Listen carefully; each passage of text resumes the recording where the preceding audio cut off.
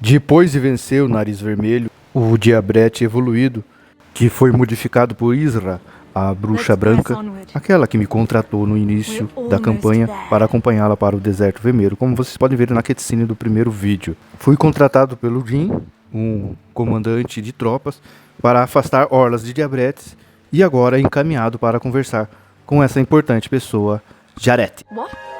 O que é isso? Ah, você ajudou a defender o acampamento? Quer ir para a Câmara de Pedra? Quanto a mim no particular, não sei, mas o Espírito Negro quer muito conhecer essa Câmara de Pedra. Como o Cliff garantiu, vou deixar você ficar aqui, mas poderia me ajudar a fazer algum trabalho? Vá até a Câmara, diga ao Aidan que se ele não fizer o trabalho que eu pedi direito, não poderá mais pôr o pé em Serendia. Agora que você já sabe, vá embora. E bem, se você fizer o trabalho de Aidan, eu prometo uma recompensa, sem arrependimentos. É o mínimo, né? Se eu vou fazer o trabalho, eu mereço pagamento. Essa personagem, ela não parece ser muito gente boa, não. Ela tem um caracterizado diferenciado, essa Jareth. Ela é uma nobre, né? Aparentemente uma nobre que faz parte de alguma ala que eu não conheço ainda, não entendi ainda, vou estar descobrindo. Ela é alguém importante, tanto é que o Matias estava preocupado com ela porque ele estava trazendo alguma carga para ela quando os Diabretes viraram a carga, e nós só lutamos contra os Diabretes para defender por causa que ela estava sendo impedida ali no acampamento. Então tem tudo muito a ver com ela. Agora, o que ela é, qual é a relevância dela geral na história, vou estar descobrindo mais adiante na campanha. Na porta da Câmara Anciã, uma caverna que leva para uma construção antiga, uma estrutura que se reflete diretamente na construção do último mapa que eu fui, que era um templo onde os Diabretes tinham dominado, mas era um templo, um espaço do antigo reino. Este é o local da escavação da Pedra Anciã, administrado diretamente pela senhora Jareth. Frisei tanto a importância desse lugar, mas mesmo assim me trazem um mero recruta. Tem certeza que podemos confiar em você? Se acha que pode fazer qualquer coisa dentro do cronograma, já vai ser uma bênção. Ele é um administrador estressado, mas é compreensível. A força que precisamos está bem aqui embaixo. Você deve estar sentindo. Afinal, fizemos um contrato, ou posso chamar de pacto, né? O Espírito Negro, ele fez um pacto literalmente com o meu corpo e dominou agora. Quase que ele é a alma vigente dentro do corpo. Eu sou quase com um avatar dele. Como eu disse no primeiro vídeo, o Espírito Negro para mim, ele é tipo um parasita de energia. Ele está me sugando, está absorvendo toda essa energia e com isso tentando encontrar uma forma de se materializar na realidade. Como uma escavação arqueológica, aqui tem várias informações que são interessantes para a lore da história e principalmente detalhes que vão especular sobre os personagens ou o que nós estamos encontrando. Aqui fala que as estátuas de seres humanos, elas foram petrificadas tentando fugir, como se estivessem desesperadas com alguma coisa, e estavam fugindo certamente dessas esculturas. Caçadores de tesouro. Nunca houve uma época e nunca haverá uma época sem caçadores de tesouro. Elcad, um dos mais famosos caçadores de tesouro da antiguidade, escondeu muitos tesouros em vários lugares. Os caçadores de tesouros do passado, que descobriram os esconderijos de Elcad, registraram as suas descobertas, o que faz imaginar que há muito mais para se esconder. Apesar de haver muitos caçadores de tesouro atrás das riquezas de Elcad, houve poucas descobertas de fato. A primeira pista evidente do que a gente está vendo aqui são as esculturas, essas esculturas das pedras anciãs, que são os guardiões anciãos, né? São anciãos porque são da antiguidade, nesse sentido, são seres antigos, são guardiões antigos. Evidentemente são robôs, você consegue ver, eles têm mecanismos, têm circuitos, só que eles se comportam aqui numa arquitetura de golems, né? Golems com arquitetura, com uma forma, um design que me lembra muito mecanismos de mecânica elétrica, digital, aí muito evoluídas, na verdade.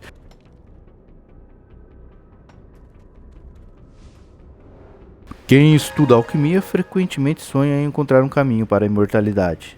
Esse sonho não é impossível.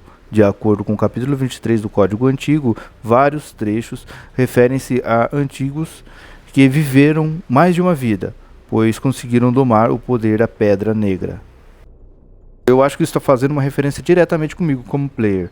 No entanto, deve-se descontar que esses trechos podem ter muita criatividade. Eu acho que não. Eu acho que esse trecho está falando exatamente de um player, de uma pessoa que tem a infinidade com o espírito negro, que como no comecinho da campanha eu morri e estou vivendo agora uma segunda vida. E se você observar sem muito esforço, você vai lembrar que esses são os mesmos guardiões que estavam me impedindo no comecinho da campanha, bem no início. Eles são semelhantes, eles estavam protegendo o poder, protegendo a energia escura, assim como os guardiões estavam protegendo a energia escura quando eu conheci a bruxa branca bem no comecinho do jogo e ela me colocou em uma dessas tumbas, em um desses locais que são reservatórios, que são berços. Seus olhos brilham quando você olha para essas ruínas. Meu coração também palpita quando venho para um lugar como esse. Eu não consigo entender como ninguém tinha encontrado uma câmara de pedra até hoje. Mas deixe isso para lá. Estou com uma boa sensação. Esses murais de profecia teriam sido desenhados pelos anciões. Eles escondem os segredos por trás do apogeu e da queda do Império de Crow, que tinha Balenos como sua capital no passado. O que explica imediatamente a nossa incógnita no começo da história. Ilustra também as imagens de Nor, Bartali III, o rei do Império Crow. A coroa de tamanho desproporcional simboliza o poder gigantesco que ele possuía. A única coisa que ele temia era a morte. Um certo dia, um alquimista veio do deserto, encontrou-se com Bart III e falou: Meu senhor, lhe concederei a vida eterna. Eu também ficaria com os olhos brilhando se fosse ele. A vida eterna. Ele deve ter ficado maluco. Até uma vidinha como a minha já me deixaria todo ocupado. Mas Bart III, cego pela imortalidade, aliou-se ao alquimista. A loucura do rei varreu Baledos, e o clamor do povo atingiu até o céu. Mas o ritual, invocando o mestre do alquimista, não parou. Quando descobriram que era a deusa maligna chamada Hadum, já era tarde demais para se importar.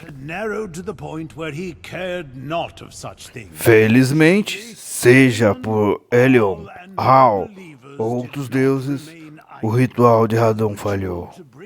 Mas a troca, o castelo foi destruído em estilhaços e o poderoso reino de Crow seguiu o caminho de ruína. Muito esclarecedor. Mural da profecia, ascensão do reino Grow. Os súditos se curvam perante a coroa, pois ele é o primeiro rei do castelo de Grow. Isso demonstra a grandiosidade do rei, como falou o anão escavador aí. É um anão, né? Um anão que está fazendo escavação e ajudando aqui na descoberta arqueológica e bem detalhada dessa história. Esse tipo de imagem não me importa. Vamos deixar esse humano falando em paz. Mas para mim que sou humano, isso importa bastante. Faz parte do fundamento da história. Meu Deus, olha só. Você já pode informar lá embaixo a Martha Kinner que o conteúdo desse último mural foi revelado. Você vai reconhecer na hora. Ela é desnecessariamente alta e usa óculos, como olhos de um sapo. Esse cara é irritante até o fim. Está nos usando como garoto de recado. Vai para reclamar. O espírito maligno é espírito negro. Ele é maligno, não é um espírito muito bom, não. Mas está realmente incomodado com as interações sociais humanas. Que ele não tem nada de humano. Ele, como eu já falei, é um parasita de energia e só pensa nele. E ainda assim, além de tudo, é egoísta. Olhando essa masmorra, noto que ele é um berço. Os berços estão espalhados, portanto, pelo mundo. E precisa de alguém que seja apto para abrir esses berços. Precisa de alguém que tenha a capacidade, o DNA ou a chave biológica que vai desincronizar, vai liberar o código que trava, que impede que pessoas desconhecidas mexam com essa tecnologia. Quando vem um invasor mexer com essa tecnologia, ele dispara, ele libera os guardiões, e esses guardiões aparentemente petrificam os seus invasores. Ah, sim, eu sou Martha Quinn, arqueóloga. Isso também é coisa do destino, não é mesmo? Um paraíso na Terra será concluído se todos caminharem com a mesma mentalidade, como uma só vontade.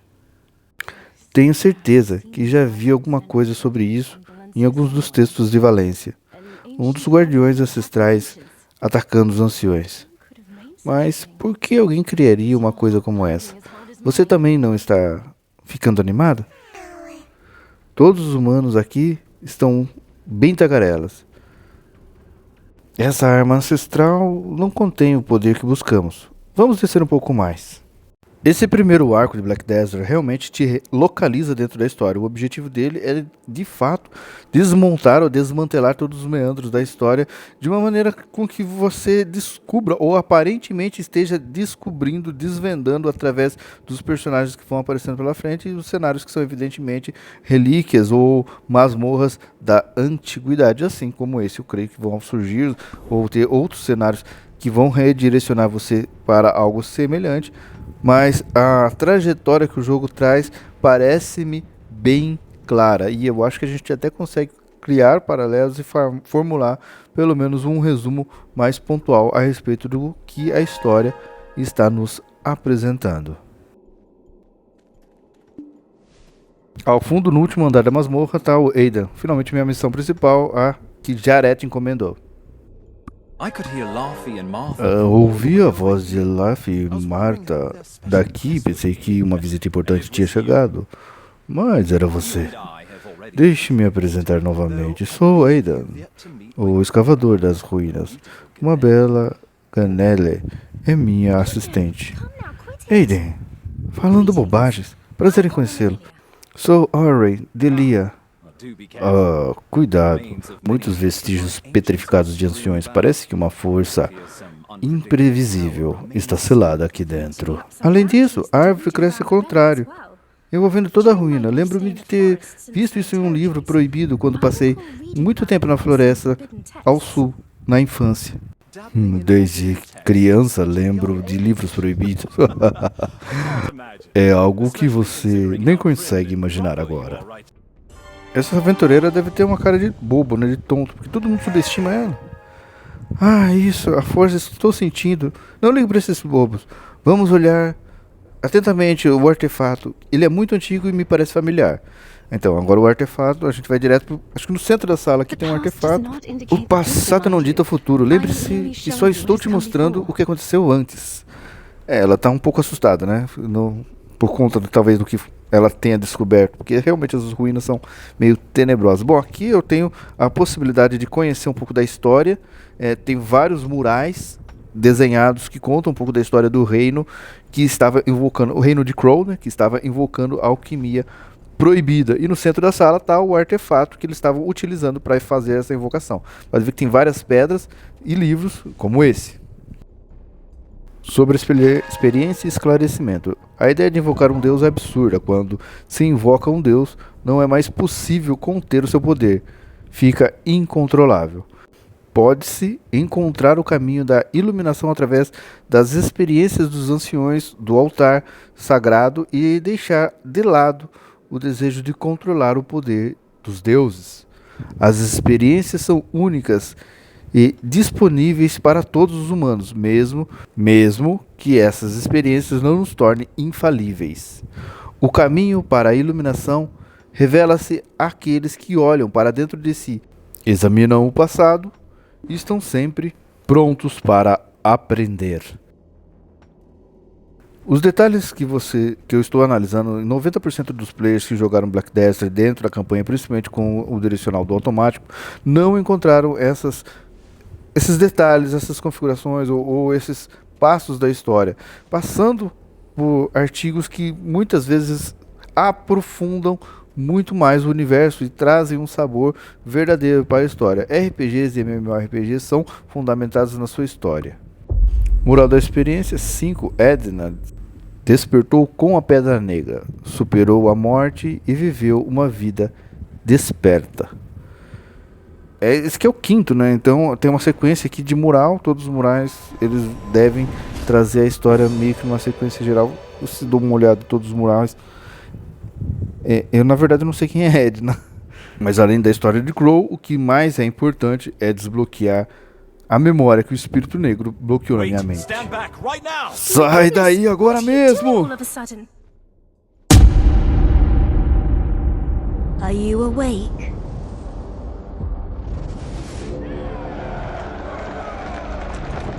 These are the memories of the forgotten world.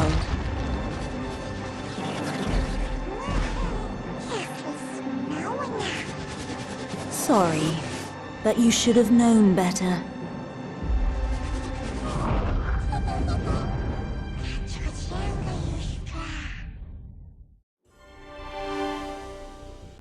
Seu rosto de repente ficou pálido. Você está bem?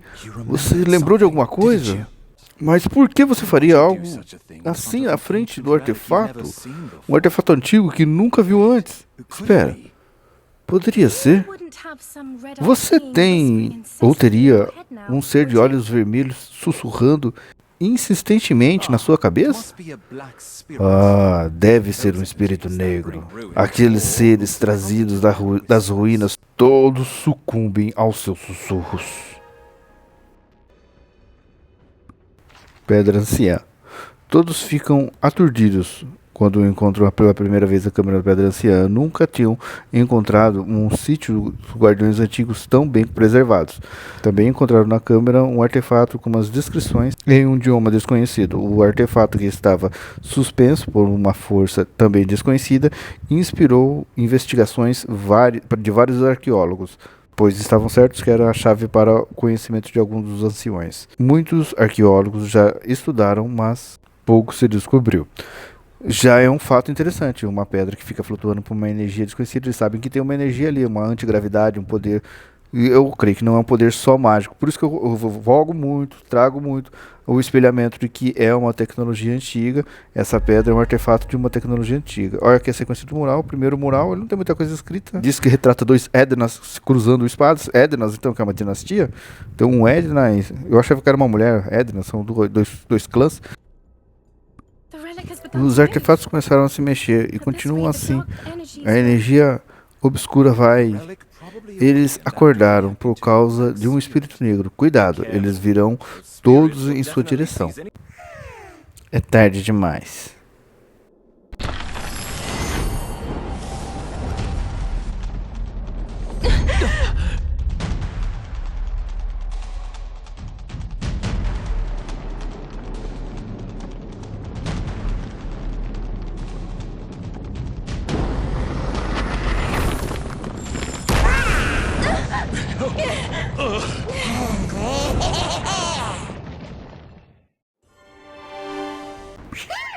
Veja isso! Agora eu tenho dentes, melhoraram. Se o artefato tivesse mantido todo o seu poder, teria me transformado de uma forma ainda mais incrível. As coisas estranhas estavam seladas no artefato. Quem trouxe esse falso artefato para até aqui? E por quê? Mesmo assim, consegui vislumbrar um pouco das minhas memórias. E a bruxa branca, Elisra, precisamos encontrá-la. Além de ser um artefato da antiguidade, o Espírito Negro diz que é um artefato falso, ou seja, artificial. Ou seja, existem artefatos verdadeiros mais poderosos que são vinculados à civilização antiga. Esse daí seria, não sei se é um falso berço ou foi criado, construído pelos próprios alquimistas que estavam tentando invocar a imortalidade por o Rei de Crow. Aqui tem um pseudo-portal, né? Esse aqui é um pseudo-portal que também não se estava coligado. Puxa vida, tem vários detalhes, vários itens interessantes que realmente fazem parte de uma lore dentro da lore. Porque a história do Reino de Crow, como já está sendo bem especificado aqui, eles tentaram construir um mecanismo que invocasse a energia do Espírito Negro para... seria essa energia, através da energia do Espírito Negro, invocasse o poder divino de deuses e esses deuses transmitissem para o rei a imortalidade. Essa foi a promessa dos alquimistas para o Rei de Crow. Profecia final. O desastre Radum não terminará no castelo de Crow. Ele caçará para sempre os descendentes de Balenos, esperando até o fim dos tempos, que é o que está acontecendo lá na Vila Balenos, todos os descendentes, que eles são descendentes do rei de Crow. Mas eu creio que os alquimistas estavam se utilizando do financiamento do rei, tanto é que ele faliu todo o reinado com tanta pesquisa, não para conseguir a imortalidade. Eles estavam tentando invocar o poder de um deus que foi impedido, né? O poder divino era da deusa Hadum, né? E foi impedido por outros deuses. Aí foi uma guerra fora da esfera da matéria, que acho que é algo um pouco mais sobrenatural. Ou não, apenas algo que o povo daqui ainda não entende. Eleza, a bruxa branca, e pensar que ela é uma das chaves para recuperar a sua memória. Que tal continuarmos essa conversa no acampamento da Guarda Oeste? Ainda temos que avisar a senhorita Gerette sobre os resultados da investigação sobre o artefato. Muita informação até aqui. O deserto, os artefatos, o berço, as criaturas que são os anciões que defendem, a energia escura, a energia negra, tudo está correlacionado a um passado muito distante, onde tecnologias estavam contrapondo a realidade e por algum advento desconhecido, isso entrou em algum colapso e submergiu em algum ponto da história, desapareceu na história, mantendo apenas esses artefatos, esses berços, esses locais de armazenamento de energia, como se fossem usinas, usinas nucleares, por exemplo, grandes usinas que ficaram abastecidas por si mesmas através dessa energia tão poderosa, que também é biótica, né? Uma energia que é capaz de regenerar, como nós vimos, o próprio espírito negro, ou seja, é uma fonte de ressurreição para essa raça, para esse povo de espíritos negros, que eu creio que não são só espíritos, é um tipo de civilização estranha. Entendendo que fomos para Balevos, não ao acaso, e depois que todos, ou pelo menos grande parte dos descendentes lá são descendentes do reino de Crow, que o rei que estava fazendo um pacto com alquimistas para tentar a imortalidade, mas que na verdade esses alquimistas estavam tentando ressuscitar Hadum, uma entidade considerada divina, ou muito provavelmente uma das entidades, um dos espíritos negros de maior poder em seu tempo, e eles estavam tentando ressuscitar. Eu creio que é isso, a história não diz, aqui a história fala sobre divindades, mas eu creio que Hadum era um espírito negro de poder elevado, de grau elevado, muito provavelmente, assim como esse que eu tenho aqui no meu corpo, que é um grau bem baixíssimo, fraco, que está absorvendo energia para se desenvolver. E é muito provável, essa é a minha teoria. E eles trouxeram essa energia, só que utilizaram um artefato que, pelo que parece, não é um artefato original, é um artefato criado pelos próprios alquimistas com a tecnologia que eles tinham na época. Usaram o sangue do rei e a maldição acabou ficando na família do rei. E como nós vimos, o sangue de um escolhido é necessário para invocar, para trazer os espectros negros e abrir a chave dos berços. Mas o sangue nobre de uma família real não foi suficiente para abrir o berço. Precisava de um sangue de um descendente, de alguém específico, no caso, você como aventureiro. Jareth está dando uma lacrada aqui em você, falando que ele entregou sua confiança e que talvez você tenha correspondido, que ela governa, aprendeu a governar com confiança e está entregando a confiança dela para você. Aparentemente você resolveu o problema da carruagem, mas daí trouxe também o Aidan. Peço desculpas, Vossa Alteza, como especulado. As profundezas da câmara realmente escondiam pedras negras. O que encontramos foram apenas os restos vazios dessas pedras. Depois que o espírito negro selado dentro delas consumiu todo o seu poder, você não parece um tolo confuso. Porque esse papo espiritual... Fale com clareza. Você acha que esses resultados me farão ser bem-vindo nos braços do meu Senhor? Você sempre assombrado pela sombra da decepção que lançarei sobre o seu rosto esculpido. Get out! All of you! Never show your faces here again! Esse finalzinho acho que não preciso ler não, essa mulher tá muito histérica. Mas é isso aí, essa é uma majestade, eu não sabia que ela fazia parte da realeza, eu sabia que ela era uma nobre, mas ela é a majestade, então ela provavelmente é filha do rei ou alguma coisa assim, deve ser cunhada, alguma coisa do rei aí, fazendo parte da família real, então é alguém muito importante. Não sei se é princesa, eu creio que ela não deva ser uma princesa, mas tá aí. Estranho, dizem que todas as pedras enterradas em 100 dias estão sendo entregues para Calpion. Por que Georgina está usando sua noiva para coletar pedras negras em outros países? Não há mais pedras negras nessa câmara? Então acho que devemos pedir para ir a outra ruína. Aqueles possuídos pelo Espírito Negro ganham temporariamente grande poder e sabedoria, mas acabam sendo consumidos pela escuridão e se transformam em outros monstros. Espero que você siga o caminho correto. Tudo que é facilmente ganho é facilmente perdido. Portanto, nada de ficar fazendo a campanha no automático aí e tentar aproveitar o máximo possível dos detalhes que a campanha tem para mostrar. Espírito Negro todo irritadão aqui com o que ele está falando. Está fazendo conselhos, né, contra o próprio Espírito Negro aí. A propósito, o Espírito Negro falando, parece que você, o Nariz Vermelho... o Nariz Vermelho, ele faz parte do mundo dos espectros, né? Ele fica no centro da purgação. É porque você matou ele, você venceu ele, derrotou ele. Então todos os inimigos que você derrota, então ele está falando aqui, eles vão para um mundo, entre aspas, aqui seria o mundo espiritual. É o mundo espectro, o mundo das trevas aqui, o mundo negro aqui, o purgatório. Literalmente o mundo morto, né? O mundo dos mortos.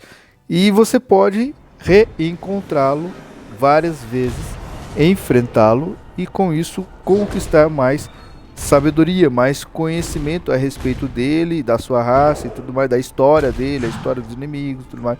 Então vai ter vários desbloqueios conforme você vai ampliando as suas vitórias contra tanto ele quanto outros inimigos, monstros e masmorras que vão aparecer, outros chefões de masmorra.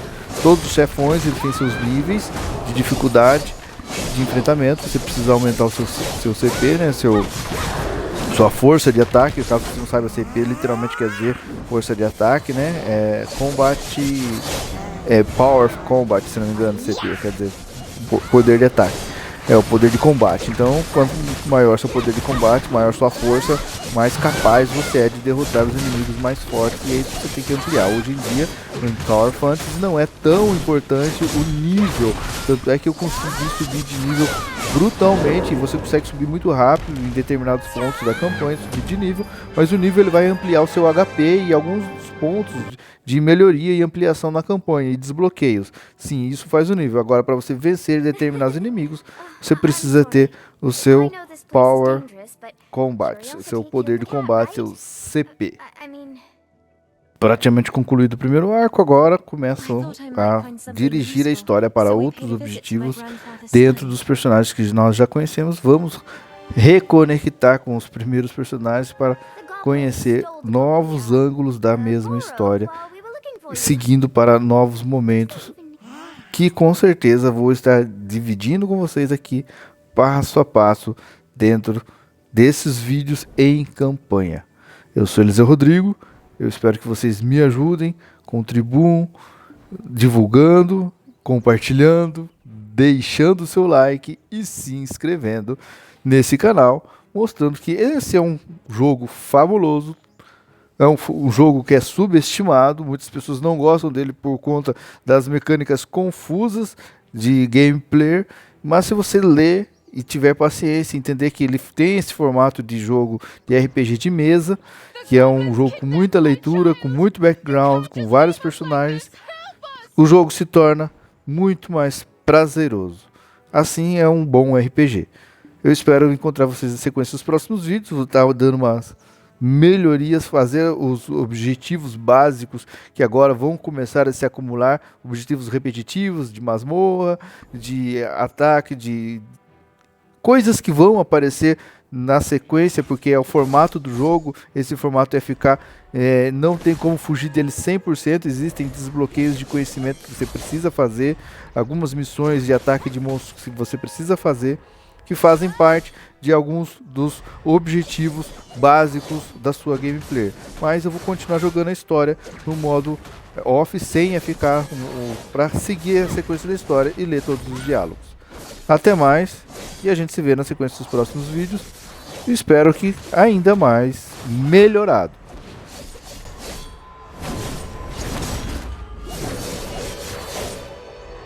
I knew I could trust you. Now, Let's read the book to find out whose body Geath actually inhabited. Let's see.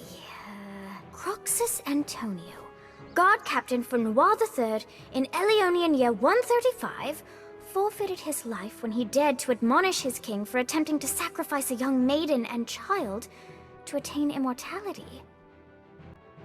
The immortal alchemist said the ritual must go on, and the enraged king had Croxus executed, and his remains scattered over Awas Hill.